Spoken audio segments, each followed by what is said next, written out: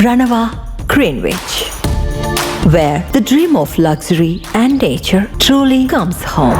Pranava Greenwich, a home full of love and dreams.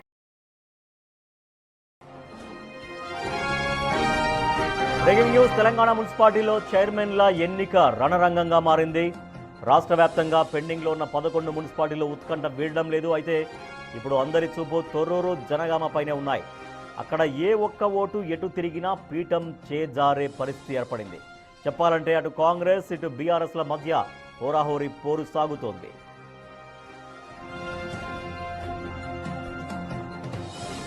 ముందుగా తొర్రూరు పరిస్థితి చూద్దాం.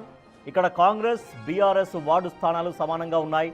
మొత్తం 16 వార్డుల్లో బీఆర్ఎస్ 9 గెలుచుకోగా కాంగ్రెస్ 7 సాధించింది. కానీ ఎంపీ కడియం కావ్య, ఎమ్మెల్యే యశస్విని రెడ్డిల ఎక్స్ అఫీషియో ఓట్లతో కాంగ్రెస్ బలం కూడా 9కి చేరింది.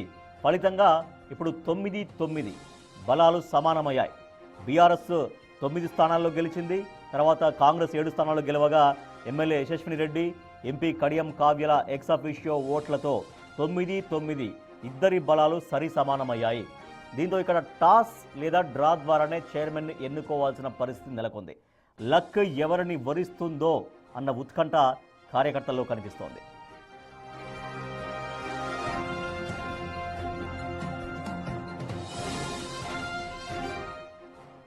ఇక జనగామలో సీన్ మరింత సీరియస్గా ఉంది. 30 వార్డులున్న ఇక్కడ ఏ పార్టీకి స్పష్టమైన మెజారిటీ రాలేదు. సిపిఎం మద్దతుతో కాంగ్రెస్కు 13 చేరగా బీఆర్ఎస్కు కూడా 13 వార్డులతో సమానంగా ఉంది. ఎంపీ చామల కిరణ్ కుమార్ రెడ్డి ఓటు కాంగ్రెస్కు, ఎమ్మెల్యే పల్లా రాజేశ్వరరెడ్డి ఓటు బీఆర్ఎస్కు పడడంతో అక్కడ కూడా మళ్ళీ టై అయిపోయింది. అంటే అక్కడ ఇద్దరు ఎక్సఫీషియో మెంబర్స్ ఓట్లు ఉపయోగిస్తే 13కి 1 కాంగ్రెస్కు కలుస్తుంది. మళ్ళీ ఇక్కడ 13కు 1 బీఆర్ఎస్కు కలుస్తుంది. మళ్ళీ అక్కడ 14-14 మళ్ళీ సరి సమానంగా సంఖ్య మారిన పరిస్థితి. సో ఇక్కడ ఒక స్వతంత్ర అభ్యర్థి ఓటు ఇప్పుడు కింగ్ మేకర్. ఆ స్వతంత్ర అభ్యర్థి ఎవరికి ఓటు వేస్తారు అనేది ఇప్పుడు కింగ్ మేకర్గా ఆ స్వతంత్ర అభ్యర్థి మారాడు. ఆ ఒక్క ఓటు ఎటుబడితే వారే జనగామ మున్సిపల్ బాస్.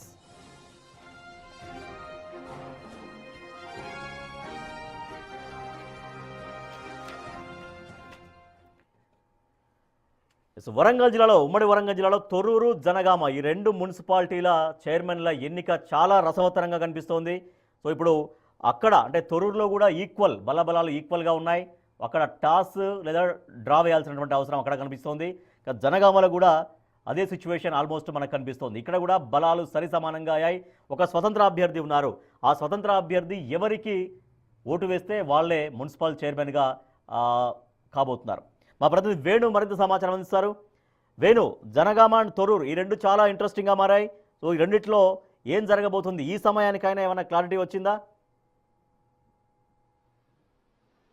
రాజేష్, ఇప్పటి వరకు రాజకీయ రణరంగం మధ్య నిన్న జరిగినటువంటి ఎన్నిక పూర్తిగా వాయిదా పడింది. ఈ రోజు 12:30 నిమిషాలకు మళ్ళీ తిరిగి చైర్మన్ ఎన్నిక జరగబోతుంది. అయితే ఇప్పటి వరకు అటు బీఆర్ఎస్ సంబంధించిన 9 మంది వార్డు సభ్యులు ఎవరైతే కౌన్సిలర్ గా ప్రమాణ స్వీకారం చేశారో వాళ్ళ నుంచి లాక్కునే ప్రయత్నం కాంగ్రెస్ చేసింది. కాంగ్రెస్ నుంచి 7 అభ్యర్థుల్లోంచి తమ వైపు తీసుకునే ప్రయత్నం బీఆర్ఎస్. నువ్వా నేనా అంటూ కూడా 2 పార్టీలు పోటీ పడుతున్న నేపథ్యంలో ఇప్పటి వరకు టైగా ఉన్న సిచ్యువేషన్. అయితే మరోవైపు ఎంపీ కడియం కావ్యకు సంబంధించి ఎక్స్ అఫీషియో ఓటు, దాని మీద కోర్టుకు వెళ్లే యోచనలో బీఆర్ఎస్ ఉంది. Kadiyam Kavya ex officio vote కనుక ఇక్కడ చెల్లదని ప్రకటన జరిగితే మాత్రము బీఆర్ఎస్ కు ఈ యొక్క చైర్మన్ పీఠం కైవసమయ్యే అవకాశం ఉంది. నిన్న ఏ కోణం లోపల బీఆర్ఎస్ కూడా అటు చైర్మన్ ఎన్నిక చేయాలంటూ పట్టుబట్టినా కూడా స్థానిక ఎమ్మెల్యే యశస్విని రెడ్డి వాయిదా వేయాలంటూ పట్టుబట్టడంతో ఎట్టకేలకు శాంతి భద్రతల సమస్య కారణంగా నిన్న వాయిదా పడింది. ఈ రోజు మరికొద్ది సేపట్లోన అటు బీఆర్ఎస్ సంబంధించినటువంటి కౌన్సిలర్లు, కాంగ్రెస్ కౌన్సిలర్లు కూడా మున్సిపల్ ఆఫీస్కి వచ్చే పరిస్థితి కనిపిస్తోంది. అయితే ఈ రోజున పూర్తిగా శాంతి భద్రతలు కంట్రోల్ చేసుకునేందుకు మహబూబాద్ ఎస్పీ శబరి చౌదరి లోపల భారీగా పోలీస్ బందోబస్తు కొనసాగుతుంది. తొర్రూరు వ్యాప్తంగా, పట్టణ వ్యాప్తంగా కూడా ఈ రోజున 163 BNSS అమలు చేస్తున్న పరిస్థితి కనిపిస్తోంది. ప్రధానంగా తొర్రూరు పట్టణానికి వచ్చేటువంటి 4 వైపులా కూడా కంప్లీట్గా పోలీస్ చెక్ పోస్టులు ఉన్నాయి. బయటి వ్యక్తులను, బయటి వాహనాలను కూడా ఎవరిని ఇక్కడికి అనుమతించట్లేదు. మరోవైపు బీఆర్ఎస్ ఈ రోజున మున్సిపల్ పీఠాన్ని చేజిక్కించుకునేందుకు అబ్జర్వర్ నియామకం జరిగింది. మాజీ మంత్రి సత్యవతి రాథోడ్ను ఇన్ఛార్జిగా వేశారు. ఆమె మహబూబాద్ లోపల హౌస్ అరెస్ట్ కూడా చేయడం జరిగింది. దీంతో ఈ రోజున ఛాలెంజింగ్ గా తీసుకున్న పోలీస్ శాఖ ఈ రోజు పూర్తిగా ఎన్నిక పూర్తి చేయాలనేటువంటి పట్టుదలతో ఉన్న పరిస్థితి. ఇక నగరం మొత్తంగా కూడా తొర్రూరు సంబంధించిన పట్టణం మొత్తం కూడా ఈ రోజున పూర్తిగా షాపులను కానీ కమర్షియల్ వాళ్ళు అన్ని కూడా క్లోజ్ చేశారు. ఎవరిని ఈ పరిసర ప్రాంతాలకు రాకుండా కూడా కఠిన భద్రత కొనసాగుతుంది. ఓవైపు rapid action force, special police బలగాలు, అదేవిధంగా భూపాలపల్లి, సూర్యాపేటకు సంబంధించినటువంటి ఎస్పీ కార్యాలయాలు, దాంతో పాటుగా వరంగల్ కమిషనర్ పోలీసులు అంతా కూడా ఈ రోజు మొత్తంగా తొర్రూరు ఉన్నటువంటి సిచ్యువేషన్. ప్రస్తుతం నిన్న కొంత అల్కిడికి బీఆర్ఎస్ శ్రేణులంతా కూడా మున్సిపాలిటీ కార్యాలయం వద్దకు చొచ్చుకు రావడము, రెండు వర్గాల మధ్య కూడా హోరాహోరీ వాగ్వాదం జరిగింది. ఒకనొక క్రమంలో రెండు వర్గాలు దాడులు చేసిన పరిస్థితి. మొత్తంగా ఎస్పీ శబరీష్ ఎంట్రీతో నిన్న పరిస్థితి సద్దుమైనా కూడా కౌన్సిలర్ల గొడవతో వాయిదా పడడం జరిగింది. ఈ రోజున కంప్లీట్ చేసేందుకైతే ప్రస్తుతం పోలీస్ శాఖ సమాయత్తమైన సిచ్యువేషన్ ఉంది. మహబూబాద్ ఎస్పీ గారు ఉన్నారు. సార్ నమస్తే. ఏంటి ఈ రోజున ఎంతమంది బందోబస్తు ఉన్నారు, ఎట్లా ఉండబోతుంది ఈ రోజున?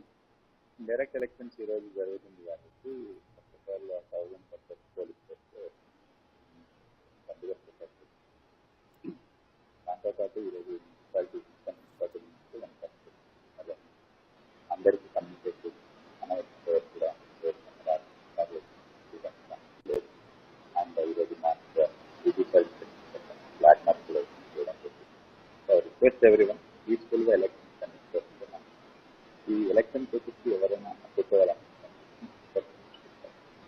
ఈ రోజున పార్టీలు ప్రతిష్టాత్మకంగా తీసుకునే బయట నుంచి కూడా వ్యక్తులు ఆ పార్టీ శ్రేణులు వచ్చే అవకాశం ఉంది. సో ఎట్లా కంట్రోల్ చేస్తారు?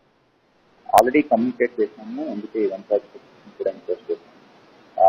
మొత్తం జిల్లా బార్డర్, మున్సిపాలిటీ బార్డర్లో